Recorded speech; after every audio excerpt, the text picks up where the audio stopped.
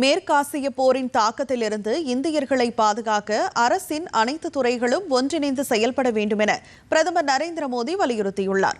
நேற்று புதுதில்லியில் நடைபெற்ற பாதுகாப்புக்கான அமைச்சரவை கூட்டத்தில் மேற்காசியாவில் நிலவும் சூழல் குறித்து விரிவாக ஆய்வு செய்யப்பட்டது. அப்போது இந்த மோதல் ஒரு மாறிவரும் சூழல் என்றும் உலகம் முழுவதும் ஏதோ ஒரு வகையில் பாதிக்கப்பட்டுள்ளதாகவும் பிரதமர் தெரிவித்தார்.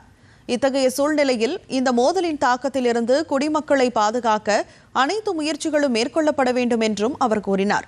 குடிமக்களின் சிரமங்களை குறைக்க அரசின் அனைத்து துறைகளும் ஒன்றிணைந்து செயல்பட வேண்டும் என்று பிரதமர் அறிவுறுத்தினார். அத்தியாவசிய பொருட்கள் பதுக்கப்படுவதையும் கள்ளச்சந்தையில் விற்பனை செய்யப்படுவதையும் தடுக்க மாநில அரசுகளுடன் முறையான ஒருங்கிணைப்புடன் செயல்படுமாறும் அவர் கேட்டுக்கொண்டார். ஒட்டுமொத்த அரசு அணுகுமுறையில் அர்ப்பணிப்புடன் செயல்பட அமைச்சர்கள் மற்றும் செயலாளர்கள் அடங்கிய ஒரு குழுவை உருவாக்குமாறு பிரதமர் உத்தரவிட்டார். மேலும் துறைசார் குழுக்கள் அனைத்து தரப்பினருடனும் கலந்தாலோசித்து செயல்பட வேண்டும் என்றும் அவர் அறிவுறுத்தினார்.